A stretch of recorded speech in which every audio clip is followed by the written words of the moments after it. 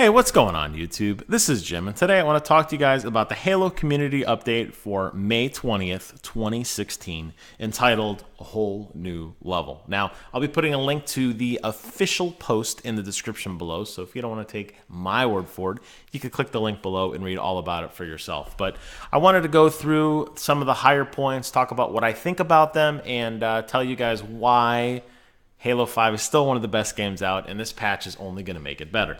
So, the big news this week is that Forge is finally coming to Windows 10. Now, this is not the remote gameplay where you play your Xbox via your Windows 10 PC. They're actually going to give you a separate executable on your computer that will run Halo 5 Forge. And there's a slew of new features that come with this capability. The first is mouse and keyboard support. So no longer will you have to use your Xbox One controller to manipulate the environment. You can actually use a keyboard and a mouse for all the custom match creations you want to do and all the Forge things you want to tweak.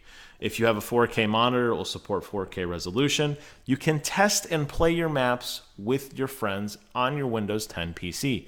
So you can actually manipulate your Spartan with a keyboard and a mouse. I'm very curious how this is going to work out, and I'm curious how many people are going to start really sinking more into the custom game element as opposed to the more playlist because they love the keyboard and the mouse. As you guys know, I am a member of the PC Master Race, but I'm also a member of the Xbox One Elite, if that's what we're calling ourselves, or the Xbots, I guess. I don't know. I love the Xbox One Elite controller. It does everything I want it to do and more. I have no complaints whatsoever about it, but I can understand why content creators would want to use a keyboard and a mouse. It just makes more sense and it's more intuitive. So, that is really exciting and that is coming. There's a slew of questions and answers, and one of them I wanted to talk about. Question. Is this a sign that you'll be releasing the full version of Halo 5 Guardians on PC? Answer, no. We're focused on Halo Wars 2. This is only for the map creators. This has nothing to do with porting the game over.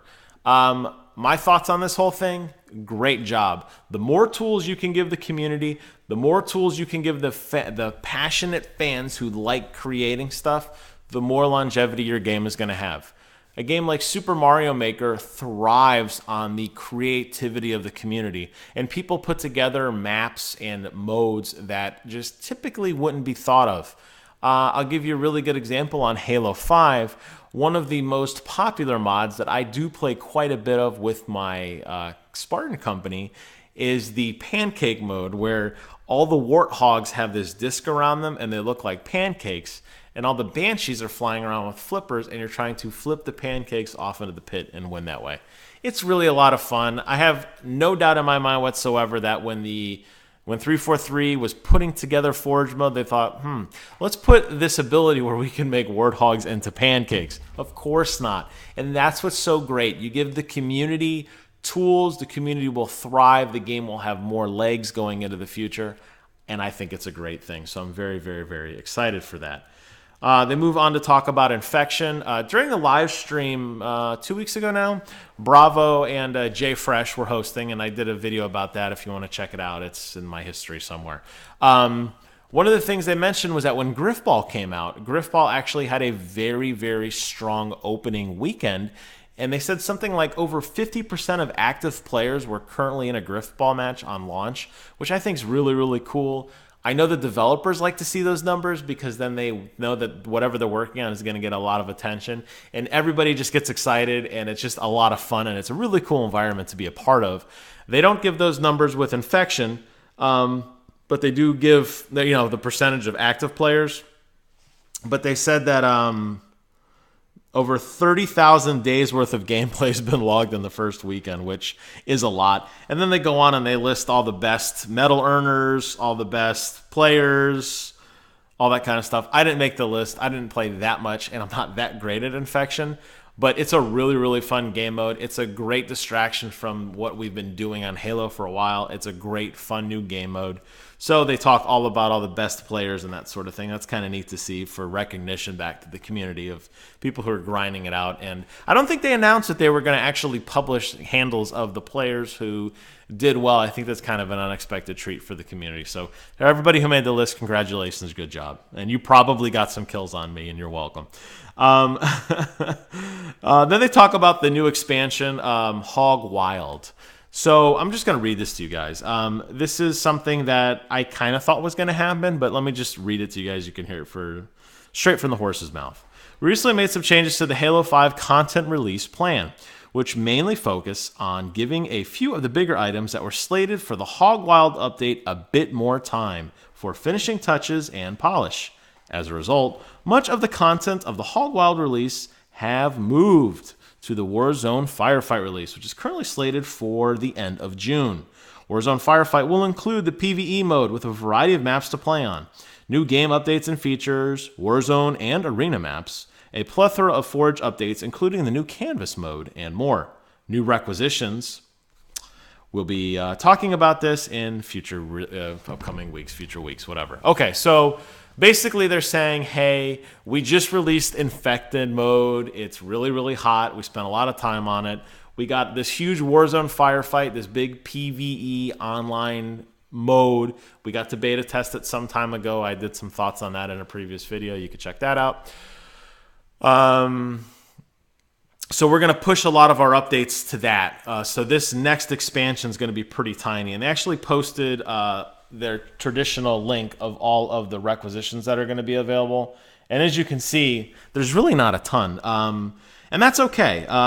Basically, it looks like the big push this month is going to be some new weapons. Not like the brute shot or anything, or the plasma pistol or anything like that, but brute shot would be cool though. They're adding the new hybrid weapon. So the hybrid, I'm assuming, is going to be like a 2x, 4x zoom. I know there's a Sentinel battle rifle right now that I have that I think toggles between 2 and 6x, so it could be treated like a sniper rifle or the traditional battle rifle zoom. So you're going to get a hybrid SMG, AR, BR, and DMR, and then there's still some stuff grayed out. Maybe some new stances, maybe some new emblems, and this really cool Warthog entitled the Sword Needler Warthog, which I assume is going to shoot needles like the Needler, which sounds insane. I love when they put anything in a weird place that it doesn't belong. I like when they modify weapons. How cool would it be to see a plasma cannon or a plasma rifle Warthog? How cool would it be to see beam rifle Warthog? I mean, just mix it up. Throw everything together. Just throw all the old conventions out the window. Get rid of the 50 millimeter. Get rid of the Gauss cannon. Get rid of the rocket pods. Let's just put crazy crap on there. Let's see how it works out. I think it's cool. I like it. So this expansion is going to be very small in nature, and I'm okay with that. I think you guys at 343, you take as much time as you need to deliver us a polished, clean product. I don't mind waiting. I have plenty of things to do in my Halo 5 campaign of things I still want to check off and complete, both single player and multiplayer. You guys have just given me infection mode. I'm still playing through Griffball. I'm still trying to get my Achilles armor on both, for my Spartan company. Both, we're just working on the armor. We haven't even gotten to the helmet yet, so we got plenty to work on. But that's cool. Clearly, we're starting to wind down on the Halo 5 free DLC. We're coming up on the game being out for what? 8 months now, 7-8 months now. This is an insane amount of continued support. I've never seen anything like this in my entire life in terms of video gaming that is this substantial. Yes, developers do constantly release minor updates for their games, but nothing like this. I know the requisition and the microtransaction system has a lot to do with this, but for the people who aren't playing and just leeching on and getting all the free stuff, you guys should be extremely thankful because this is very, very rare. This does not happen. So that's kind of cool. They also talk about the boosts. I mentioned this in the last video that I did, that they've changed the way requisitions are laying out. There is one other change that they wanted to highlight that I was not aware of, but I'm very, very happy for it. And actually, in hindsight, I do think that I noticed something was up, but I didn't put 2 and 2 together. So many of you likely caught the news last week, but we've made updates to the boost to ensure that they're only cashed in if you satisfy the conditions of the boost. For example, if you play a mission victory and lose, rather than lose the potential bonus on the card will be returned to your collection. Thank you. I cannot tell you guys how many times I am holding on to these juicy requisition point or experience point win condition cards on Warzone, and I'm petrified to use them. There's big juicy purple rares, and I'm like, I hit the button and then the timer goes down, and sometimes I pull it away. I'm like, no, I don't want to use it. Sometimes I use it and I cash in and I feel great. Most of the time when I cash it in, I'm playing with everybody that has 2 left hands and we get smoked. And I'm like, oh, there goes my card. Well, not anymore. And I think that's great that I am not being punished for my stupid teammates, which I'm very appreciative of. Now, I hope that this only affects the cards for winning and losing. I don't want them to change the way that requisitions are used in game. If you summon a tank and we steal it in 3 seconds, sucks to be you. You should have thought about that before you tried to stick it down our throats.